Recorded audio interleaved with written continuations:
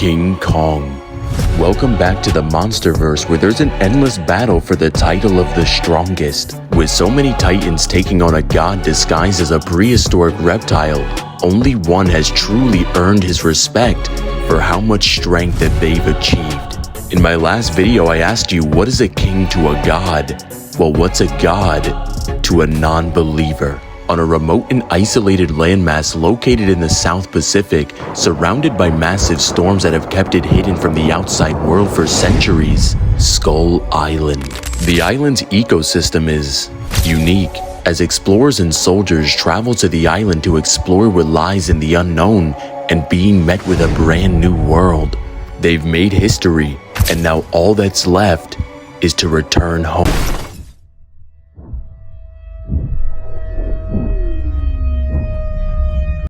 Is that a monkey? Yeah. Standing before all of their eyes is the king of this island, a 100-foot gorilla that stands at the top of the food chain, King Kong. Kong is thought to be the last surviving member of a species of giant apes. His species once thrived on Skull Island, but they were decimated by natural storms and of course the skull crawlers of Skull Island. Skull crawlers are a species of enormous two-legged reptiles that reside in the subterranean caverns beneath Skull Island. Kong is able to defeat the massive skull crawler, but he's not done taking on reptiles, because his next fight will be for the throne. Within the monsterverse, we learn that the earth is hollow, and Kong seems to have an instinctual connection with the world beneath the world. We see that the portals to travel to Hollow Earth output 30 to 90 exahertz, which is the energy equivalent of a black hole or a gamma ray burst. And Kong was able to fall through these portals, which has even been stated that you would need to endure the gravity of the planet to survive. With the Earth weighing 13.1 septillion pounds and putting all of its gravity onto Kong, this would produce multi-continental levels of energy. And once Kong is equipped with a battle axe, the two strongest are face to face. King Kong and Godzilla square off in Hong Kong, China, with Kong being able to use his agility and intelligence to outmaneuver Godzilla, and his battle axe is capable of absorbing Godzilla's atomic breath, allowing him to do this. With Godzilla being a prehistoric lizard that's so powerful that within his own tie-in comic he was able to survive the Permian extinction event, or the event that ended the dinosaurs and wiped them from the face of the earth, with this event being calculated to produce multi-continental levels of energy, and all it did was shift Godzilla in his sleep. Godzilla was able to take on Muto Prime, that was stated to be a creature that can replicate any earthquake in human history, which would even include earthquakes that produce a level 12 of seismic energy. King Ghidorah, a three-headed dragon that was fighting for Godzilla's spot at the top, creating massive storms and terraforming the entire planet just by existing.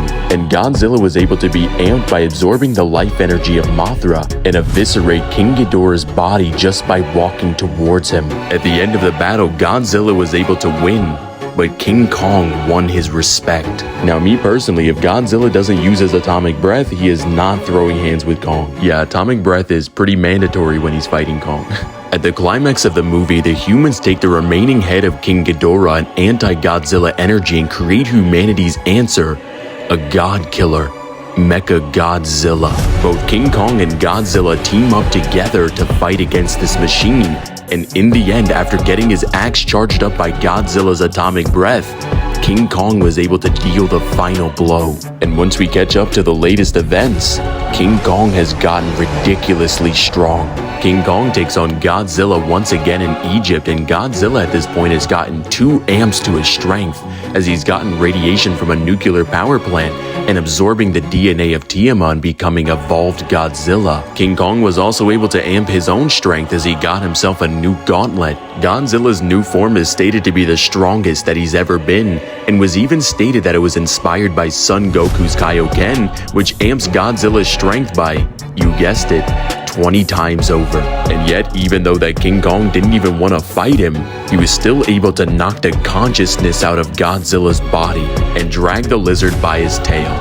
And we are absolutely not talking about what happens next. Overall, King Kong would scale to multi-continental with high hypersonic to faster than light speed. And shout out to Alex who dropped 5 to sponsor this video. Because in the end, King Kong has come a long way from being a child who ruled over an entire island and now has strength to take on prehistoric gods. I guess we now know how it works. A nuclear bomb wakes up gods, and King Kong's fist puts them to sleep. What's up guys, it's Divine. If you guys enjoyed this video, make sure you guys like and subscribe and hit that notification bell so you never miss an upload. And if you want to sponsor a video just like this one, I have my Cash App linked in the description where you can sponsor your very own video. And make sure you guys go follow the TikTok and join the Discord server. All the links for those will be in the description as well. But tell me in the comments, who do you think would win between King Kong and Godzilla? And tell me, should I make a video on it? Because I think the answer might surprise you. And of course, tell me in the comments, out of the countless characters that you know, who can defeat the king that takes on gods? King Kong.